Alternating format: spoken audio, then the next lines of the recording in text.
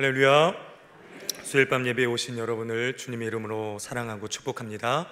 우리 옆에 분과 함께 인사해 보실까요? 사랑합니다. 축복합니다. 네, 잘 오셨습니다. 사랑하는 여러분, 주 안에서 늘 강건하십시오. 오늘 이 밤에 평강의 주님께서 여러분의 삶과 가정과 직장과 사업장에 늘 함께 하시기를 축복합니다. 사랑하는 여러분, 우리는 늘 사도행전의 말씀을 기억하고 우리의 삶과 또 우리 교회가 초대교회의 영성을 본받게 되기를 바랍니다. 또 새로운 사도행전의 29장을 우리가 말씀을 함께 써내려가게 되기를 축복합니다. 지난 11월 마지막 주 수요 예배 때 부임 설교를 드렸습니다. 공교롭게 한 달 만에 섰는데 오늘 고별 설교를 드리게 되니 어찌할 바를 모르겠습니다. 물론 저의 고별 설교는 아니지만 바울의 고별 설교를 준비하면서 언젠가는 이 귀한 말씀으로 사도 바울의 이 고별 설교를 성도들과 함께 나누고 싶다라는 마음이 간절해졌습니다. 오늘 사도 바울이 예배소 교회 장로들에게 유언과 같은 고별 설교의 이 귀한 말씀이 한 해를 마무리하는 이 시점에서 우리 모두에게 하시는 귀한 말씀인 줄을 깨닫고 오늘 함께 은혜를 나누고 싶습니다. 오늘 말씀은 사도 바울이 예배소 장로들에게 남긴 사도행전 속의 마지막 유언과 같은 고별 설교입니다. 다른 설교들은 사도행전에서 믿지 않는 사람들에게 전한 설교가 대부분입니다. 그러나 오늘 본문만이 유일하게 사도 바울은 믿는 사람, 즉 성도에게 남긴 말씀입니다. 20장 13절 이하의 말씀의 배경을 먼저 설명해 드리겠습니다. 사도 바울은 드로아에서 아소까지 60km나 걸리는 먼 길을 혼자 걸었습니다. 그는 오직 하나님과 홀로 교제하기 위해, 또 하나님 앞에 그는 곧 나아가기 위해서 혼자 그 먼 길을 걷기 시작합니다. 그리고 바울은 그 고독한 길을 통해서 비록 앞으로 결박과 환란이 기다리고 있다 할지라도 하나님께서 뜻하시는 3차 선교 여행의 최종 목적지가 예루살렘이라는 것을 확인하였습니다. 그리고 아소에서 다시 일행과 합류하고 바울이 배를 타고 미둘레네, 그리고 기오, 그리고 사모를 거쳐 오늘 본문의 밀레도에 도착을 합니다. 사모에서 에베소가 가장 가까운 거리가 있었지만 바울은 3년이나 정들었던 이 목회를 했던 에베소를 그냥 지나쳐서 남쪽에 있는 밀레도로 내려갔습니다. 예루살렘 행이 하나님의 뜻임을 확인한 이상 조금 더 지체하지 않기 위해서 그는 밀레도로 즉시 갔던 것입니다. 바로 오순절 전에 도착하기 위했던 것이죠. 지금 사도 바울은 예루살렘으로 가야 하는 바쁜 일정에 있었습니다. 그러나 바울은 밀레도에 도착해서 에베소에 사람을 보냅니다. 북쪽으로 50km 떨어진 에베소로 사람을 보내서 에베소 교회 장로들을 자신이 있는 밀레도로 오게 하는 것입니다. 왜 오게 합니까? 이제 바울이 아시아를 떠나게 되면 앞으로 자신을 대신해서 에베소와 소아시아의 그리스도인들을 책임져 줄 사람은 바로 자신이 세운 에베소의 장로들 뿐이었기 때문입니다. 이들은 목회자에 가까운 역할을 했습니다. 바울은 그 장로들에게 아시아의 그리스도인들을 잘 살피고 보살피라고 마지막으로 한 번 더 당부하기 위해서 그들을 불렀던 것입니다. 18절에 이렇게 말씀합니다. 그들에게 말하되 아시아에 들어온 첫날부터 지금까지 내가 항상 여러분 가운데서 어떻게 행했는지를 여러분도 아는 바니. 사도 바울은 자신 있게 예배소에서 3년 동안 목회했던 자신의 모습을 여러분도 알지 않느냐, 이렇게 자신 있게 이야기하고 있습니다. 그리고 여러분에게 믿음의 모본을 보여준 것처럼 여러분도 이제는 성도들을 위해서 믿음의 본을 보이라라고 부탁하고 있습니다. 35절 말씀입니다. 범사에 여러분에게 모범을 보여준 바와 같이 수고하여 약한 사람들을 돕고 또 주 예수께서 친히 말씀하신 바 주는 것이 받는 것보다 복이 있다 하심을 기억하여야 할지니라. 아멘. 사도 바울은 목회를 하면서 누구에게 도움을 받지 않고 열심히 스스로 벌면서 목회를 했습니다. 아껴서 가난하고 어려운 자를 도와가며 목회를 했습니다. 은이나 금이나 의복을 탐하지 아니하고 나와 내 동행들이 쓰는 것을 충당하며 범사에 여러분에게 모범을 보여준 바와 같이 수고하여 약한 사람들을 도와줬다라고 말씀하고 있습니다.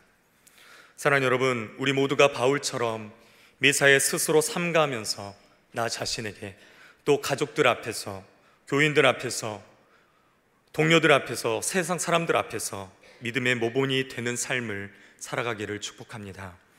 말과 행동이 함께 가는 것입니다. 우리 일상적인 생활 속에서, 모든 사역의 현장 속에서 우리는 모본이 되어야 할 것입니다. 저와 우리를 목사로, 또 장로님으로, 권사님으로, 또 집사로 부르는 이 교회에서 직분이라는 것은 바로 모범과 섬김인 것입니다. 이제 예수를 믿기 시작한 지 얼마 안 된 사람들에게 우리는 자신 있게, 여러분 보십시오, 제가 이렇게 섬기지 않습니까? 여러분도 이렇게 섬기시죠. 이렇게 자신 있게 우리는 말할 수 있는 직분자가 되어야 할 줄 믿습니다. 또 우리는 우리 자녀들에게도 부끄러움 없이 이렇게 이야기해야 할 것입니다. 아빠를 봐라, 엄마를 봐라, 할머니를 보고 할아버지를 봐라, 나를 보고 이렇게 따라라, 내가 산 대로 너희도 살기를 바란다. 이렇게 말할 수 있는 부모님들이 다 되시기를 축복합니다. 이제 오늘 본문을 통해서 우리가 본받아야 할 사도 바울의 이 모범된 모습 세 가지를 함께 살펴보고자 합니다. 첫째는 바울은 에베소 교회를 섬길 때 모든 겸손으로 성도를 섬겼다라고 말씀합니다. 18절 이하에 보면 이렇게 말씀합니다. 내가 항상 여러분 가운데서 어떻게 행하였는지를 여러분도 아는 바니 곧 모든 겸손과. 아멘. 사도 바울은 에베소에 온 첫날부터 이 마지막 고별 설교를 하고 있는 순간까지 에베소 교인들을 섬길 때 겸손함으로 섬겼다라고 말씀합니다. 사도 바울은 다메섹 도상에서 예수님을 만나기 전에 예수님을 믿는 사람들을 핍박하던 자였습니다. 자신의 의와 행실을 자랑했던 자였습니다. 사람들 앞에서 율법적이고 지식적인 행동을 하며 열심으로 살았던 자였습니다. 그러던 그가 다메섹 도상에서 강한 빛 가운데 눈이 멀었고 예수님을 만났습니다. 그리고 자신이 얼마나 타락하고 죄악된 자인지 깊이 깨닫게 되었고, 또 예수님이 얼마나 위대한 분이신지를 깨닫게 되었습니다. 이렇게 사도 바울은 겸손해졌습니다. 사랑하는 여러분, 올 한 해 저와 우리의 모습을 점검하시기를 바랍니다. 여러분, 겸손함으로 섬기셨습니까? 아니면 자신을 남보다 더 높게 여기며 교만함으로 섬기지는 않으셨습니까? 저와 우리 모두는 더 겸손하게 성도님을 섬겨야 했는데 그렇게 하지 못할 때가 너무나 많았음을 고백합니다. 더 낮아지고 더 겸손하게 맡기신 사역을 감당해야 했었는데 내 의가 아직도 살아있지 않습니까? 빌립보서 2장 3절은 이렇게 말씀합니다. 아무 일이든지 다툼이나 허용을 하지 말고 오직 겸손한 마음으로 각각 자기보다 남을 낮게 여기고. 아멘. 사랑하는 여러분, 우리 모두가 더욱 겸손하게 설 수 있기를 바랍니다. 겸손하게 섬기며 내게 주신 귀한 직분을 감당하기를 축복합니다. 나보다 옆에 있는 성도님들을 더 낮게, 더 높게 세워주며 섬길 수 있기를 바랍니다. 여러분, 우리는 어떻습니까? 서로 친해지면, 서로의 관계가 더 가까워지면 편하다는 이유로 쉽게 말하거나 함부로 말하거나 행동할 때가 많습니다. 남편과 아내, 자녀들에게, 그리고 성도들에게 여러분 어떻게 말하고 행동하고 계십니까? 또 우리는 사역이 익숙해지고 할만하다 싶으면 우리는 교만하기 쉽습니다. 사랑하는 여러분, 우리의 모든 삶 속에서, 우리의 모든 사역에서 겸손할 수 있기를 바랍니다. 처음 만나 서로 존중하며 존대했던 모습, 사역을 처음 시작할 때 겸손하게 배우고 굳은 일도 맞지 않고 행했던 모습이 여러분 변하지 않고 영원하시기를 바랍니다. 에베소서 6장 7절에 이렇게 말씀합니다. 기쁜 마음으로 섬기기를 주께 하듯 하고 사람에게 하듯 하지 말라. 아멘. 여러분, 어떻게 섬기는 것입니까? 주님을 섬기듯이 섬긴다라고 말씀합니다. 나 같은 자를 사용하심에 감사함으로 우리는 모든 관계와 모든 일에서 주님께 하듯 기쁜 마음으로 감사함으로 감당해야 할 것입니다. 하나님의 은혜로 이 쓸데없는 자를 구속해 주시고 주님의 몸된 교회를 사용하심에 감사함으로 우리 늘 주님 앞에 서야 할 것입니다. 사랑하는 여러분, 이 겸손의 최고의 모델은 인간의 몸을 입고 이 땅에 오신 예수 그리스도이십니다. 예수님은 참으로 겸손하셨습니다. 성자 하나님이신 예수님은 근본 하나님의 본체이셨습니다. 그러나 예수님은 하나님과 동등됨을 취하지 않고 그는 자기를 비우셨습니다. 빌립보서 2장 6절부터 8절 말씀은 이렇게 말씀합니다. 그는 근본 하나님의 본체시나 하나님과 동등됨을 취할 것으로 여기지 아니하시고 오히려 자기를 비워 종의 형체를 가지사 사람들과 같이 되셨고 사람의 모양으로 나타나사 자기를 낮추시고 죽기까지 복종하셨으니 곧 십자가에 죽으심이라. 아멘. 자기를 비운다라는 의미는 예수님께서 인간이 되실 때 아무것도 아닌 것처럼 자신을 철저하게 비웠다라는 것을 의미하고 있습니다. 예수님은 하나님이셨지만 마치 하나님이 아니신 것처럼, 전지하시지만 마치 모르는 것처럼, 전능하셨지만 마치 무능하신 것처럼, 어느 곳에나 계실 수 있지만 그렇게 할 수 없는 것처럼 마치 인간의 모습으로, 종의 모습으로 이렇게 오셨다라고 말씀합니다. 그 겸손함을 가지고 죄인된 저와 여러분을 찾아오셔서 오늘도 우리의 예배를 받으시고 함께 하시는 줄 믿습니다. 모든 제자들에게 겸손함으로 찾아가신 주님께서는 그 제자들을 위대한 복음의 사도들로 변화시키셨습니다. 바울이 에베소에서 쉬지 않고 매일같이 복음의 사역을 감당할 수 있었던 것은 바로 예수님이 가르쳐 주신 이 겸손 때문이었습니다. 이 겸손함은 유대인의 관계로 인한 모든 시험을 참고 주를 섬기게 하였습니다. 바울은 겸손히 인내하고 또 참고 섬겼다라고 말씀합니다. 이런 바울의 겸손을 통해서 에베소의 그 교만함은 똑똑했던 지식인들은 복음을 영접하고 변화되기 시작했던 것입니다. 사랑하는 여러분, 교만을 이길 수 있는 힘은 오직 겸손뿐인 것입니다. 세상이 얼마나 교만합니까? 그래서 오늘날 성도들에게 이 바울의 겸손함, 더 나아가 예수님의 겸손함을 본받으라라고 말씀하는 것입니다. 자기의 의와 교만을 비울 때 우리는 하늘에서 주시는 신령한 것과 성령 열매로 풍성하게 채워줄 줄 믿습니다. 둘째는 바울에게는 투철한 사명감이 있었다라고 말씀합니다. 우리 다 같이 23절과 24절 말씀을 함께 보겠습니다. 오직 성령이 각 성에게 내게 증언하여 결박과 환난이 나를 기다린다 하시나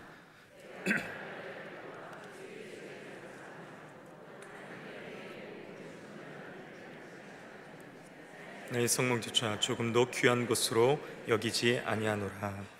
아멘. 이 말씀의 배경은 이렇습니다. 지금 바울은 3차 전도 여행을 마치고 예루살렘으로 올라가고 있는 중입니다. 그런데 예루살렘에는 바울을 미워하는 유대인들이 굉장히 많았습니다. 사도행전 23장 12절과 13절에 보면 바울을 죽이기 전에는 먹지도 아니하고 마시지도 아니하겠다고 맹세한 자가 40명이나 되었습니다. 그러한 예루살렘의 분위기를 에베소 교회 장로들은 알고 있었습니다. 그래서 지금 예루살렘으로 올라가는 사도 바울을 붙잡고 그곳에 올라가면 안 된다라고, 그것은 위험하다라고, 올라가지 말라고 간곡하게 부탁하고 있는 것입니다. 제자들은 한사코 바울의 예루살렘 행을 막고 있지만 바울은 이렇게 고백합니다. 네, 압니다. 환난과 결박이 나를 기다리고 있는 거 압니다. 그러나 주께 받은 사명, 그 사명을 감당하기 위해서 나의 생명을 귀한 것으로 여기지 않겠습니다. 아멘. 우상의 도시 에베소에서 복음을 전하는 것은 생명까지 걸어야 하는 아주 위험한 일이었습니다. 실제로 바울은 이 일로 인해 데메드리오라는 사람의 선동으로 폭동이 일어나서 심한 어려움을 당하기도 했습니다. 그러나 사도 바울은 그것이 에베소 교회의 성도들을 살리는데 꼭 필요한 메시지라는 것을 확신했고, 또 주님께서 원하시는 일이었기 때문에 자신의 생명을 조금 더 귀한 것으로 여기지 않고 담대하게 나아갔습니다. 그것을 다시 한번 예배소 장로들 앞에서 확인시키고 있는 것입니다. 자기가 해를 당할 수도 있는데 바울이 그렇게 한 것은 바로 주님의 구원과 부르심을 받은 사도이자 그리스도인이자 예수님의 제자로서 당연히 해야 될 도리였다라고 고백한 것입니다. 사랑하는 여러분, 세상에 자기 생명보다 더 귀한 것이 어디 있겠습니까? 그러나 사도 바울은 예수님께서 죄인 중에 괴수인 자신을 사용하시고 복음의 증거자로 사용하신 그 은혜에 감격하면서 자신의 생명을 아까워하지 않고 예수님을 증거하는 일에 쓰겠다라고 모든 성도들 앞에서 다시 한번 다짐하고 있는 것입니다.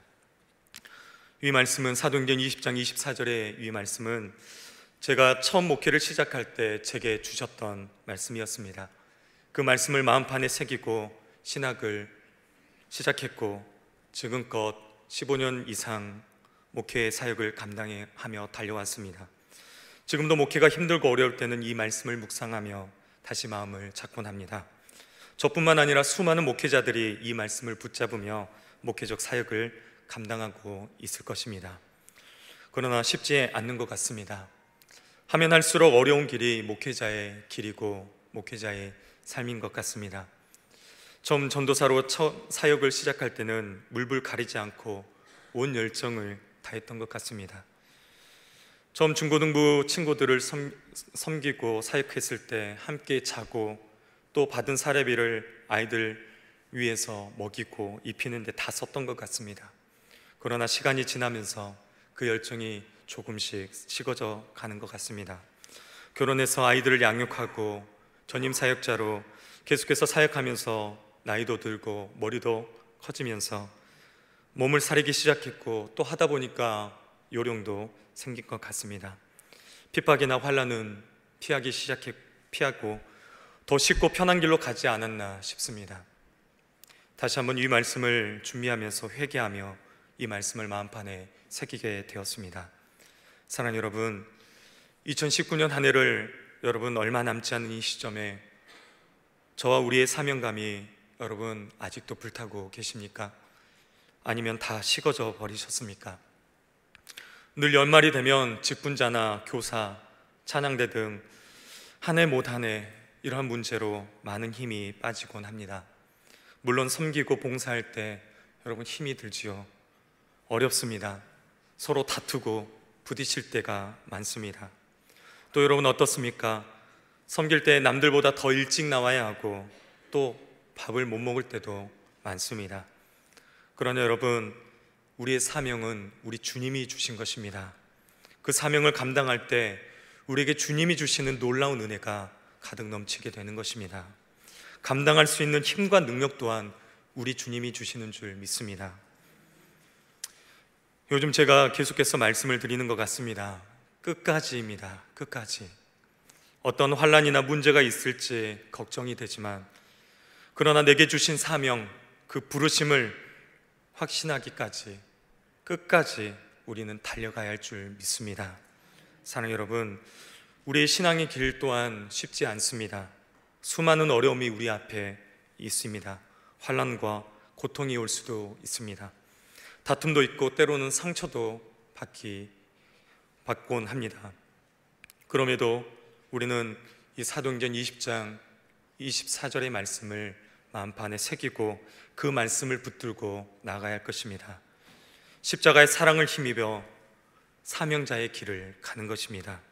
예수님께서도 내 영혼을 구원하시기 위해서 종의 모습으로 우리를 위해 십자가의 길을 걸으신 것입니다. 마침내 십자가 위에서 물과 피를 다 쏟으시고 다 이루었다라고 말씀하십니다. 예수님은 나를 위해 죽기까지 힘쓰고 애쓰셨습니다. 바울의 사명감은 바로 이 예수님을 본받은 것입니다. 사랑하는 여러분, 저와 우리 모두에게 예수님처럼 사도 바울처럼 불타는 사명감으로 충만하게 되기를 축복합니다. 마지막 세 번째는 사도 바울은 눈물로 성도들을 섬겼다라고 말씀합니다. 사도 바울이 에베소 교회 장로들을 불러놓고 고면할 때 눈물이라는 단어가 많이 나옵니다. 19절 말씀을 보면 곧 모든 겸손과 눈물이며, 또 31절 말씀을 보십시오. 그러므로 여러분이 일깨어 내가 3년이나 밤낮 쉬지 않고 눈물로 각 사람을 훈계하는 것을 기억하라. 사도 바울은 에베소 교회를 섬기는 3년 동안 에베소 성도들에게 복음을 전했을 뿐만 아니라 복음을 듣고 예수님을 영접한 그리스도인들을 위해서 밤낮 쉬지 않고 눈물을 흘렸다라고 오늘 본문은 말씀하고 있습니다. 사도 바울은 이전에는 눈물이 없었던 사람이었습니다. 사도 바울은 이전에 스데반 집사가 돌에 맞아 피 흘려 죽어갈 때도 눈 하나 깜짝하지 않았던 사람이었습니다. 사도행전 15장에서 연약한 마가를 데려오는 문제로 바나바와 심히 다툰 것을 보면 초기에 바울은 아주 냉정하고 또 철저한 원칙론자였었습니다. 그런데 오늘 본문은 매일같이 눈물을 흘렸다라고 말하고 있습니다. 사랑하는 여러분, 왜 눈물을 흘렸던 것입니까? 바로 에베소 성도를 사랑했기 때문입니다. 사랑했기 때문에 밤낮 쉬지 않고 바울의 눈에서는 눈물이 흘렀던 것입니다. 바울은 한 사람 한 사람이 하나님을 알고 하나님의 사람으로 변화되기를 간절히 원하는 마음으로 그들을 위해서 눈물로 기도하며 그들을 섬겼던 것입니다. 사랑하는 자녀들이 괴로움과 고통 가운데, 절망 가운데 있던 것을 안타까워하면서 눈물로 그는 기도하고 섬겼던 것입니다. 그렇게 눈물로 기도하며 섬겼을 때 한 사람 한 사람이 하나님의 주님의 품으로 되돌아온 것입니다. 사도 바울은 이 뜨거운 가슴, 뜨거운 눈물을 품고 있었던 사람입니다. 그렇다면 여러분, 우리는 어떻습니까? 올 한 해 여러분 얼마나 눈물을 흘리셨습니까? 교회와 또 성도들을 위해서, 내 남편과 아내를 위해서, 내 자녀와 우리 교회 학교 아이들을 위해서 여러분 얼마나 눈물을 흘리셨습니까? 최근에 흘린 눈물은 여러분 언제이십니까? 우리 한국교회에 또 우리들 안의 문제는 눈물이 메말라 버렸다는 것입니다. 사랑하는 여러분, 우리 교회 가운데, 저와 우리 가운데 눈물이 쏟아지기를 축복합니다. 눈물의 기도가 가득하기를 축복합니다. 교회를 위해, 성도들을 위해, 우리 자녀들을 위해서 밤낮 눈물로 기도하는 기도의 사람, 눈물의 사람이 되어야 할 것입니다. 예수님도 눈물을 흘리셨습니다. 예수님은 사랑하는 자 한 사람에 대한 깊은 애정과 연민을 담아서 눈물을 흘리셨습니다. 사랑하는 자의 질병과 고통, 죽음의 상실로 인한 아픔에 그는 눈물을 흘리셨습니다. 요한복음 11장 35절은 예수님께서 눈물을 흘리시더라 라고 말씀합니다. 나사로의 죽음 앞에서도 예수님은 눈물을 흘리셨습니다. 또 예수님은 예루살렘 성을 바라보면서 눈물을 흘리셨습니다. 누가복음 19장 41절에 가까이 오사 성을 보시고 우시며 라고 기록합니다. 다가오는 심판과 멸망의 비극을 바라보면서 예수님은 한없이 눈물을 흘리셨습니다. 유대민족을 구원하시길 위한 하나님의 뜻을 저버리지 않고 십자가에 못 박을 그 순간까지도 예수님은 눈물과 모든 물과 피를 쏟으신 분이셨습니다. 사랑하는 여러분, 우리 모두가 이 눈물을 가지고 주님의 사역을 감당하길 바랍니다.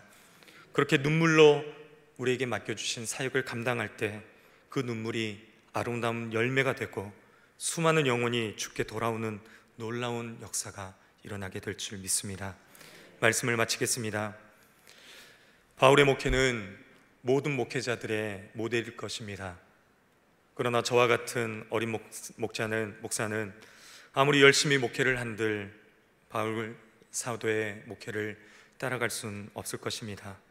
그러나 바울의 그림자라도 쫓아가려고 일을 쓸 것입니다. 오늘 바울의 고별 설교를 통해서 우리가 함께 말씀의 은혜를 나누며 우리에게 주신 하나님의 말씀은 우리는 교회를 섬길 때 모든 겸손으로 성도를 섬겨야 할 줄 믿습니다. 믿음의 모본이 되시는 삶으로 자신 있게 나를 보고 배워라 라고 말씀할 수 있기를 바랍니다. 저 목사님처럼, 저 장로님처럼, 저 권사님처럼 저 누구의 집사님처럼 또 어떤 선생님처럼 그렇게 겸손하게 섬기는 모본된 그 삶을 배워야지 이런 놀라운 은혜가 있게 되기를 축복합니다. 사랑하는 여러분, 우리에게는 투철한 사명감이 불타야 할 줄 믿습니다. 내 생명을 바쳐서라도 이루고자 하는 그 하나님의 놀라운 은혜, 그리고 진정한 삶의 목적이고 그것이 우리의 부르심임을 깨닫고 우리는 우리의 사명감을 계속해서 불태워 나가야 될 줄 믿습니다. 때론 힘들고 우리에게 환난이 올 수 있습니다. 그러나 나의 생명조차 귀한 것으로 여기지 않고 우리는 끝까지 이 주님 주신 사명감을 가지고 나가야 할 것입니다. 마지막으로 눈물로 섬기는 것입니다. 사랑하는 여러분, 교회를 사랑하십니까? 주님을 사랑하십니까? 성도님을 사랑하십니까? 그렇다면 여러분 눈물을 흘리십시오. 사랑이 식으면 눈물이 나지 않습니다. 주님을 더 사랑하시고 또 주님을 위해서 눈물을 흘리시고 교회를 위해서 성도님들을 위해서 눈물을 흘리시며 기도하시게 되는 저와 여러분이 되기를 축복합니다. 기도하겠습니다.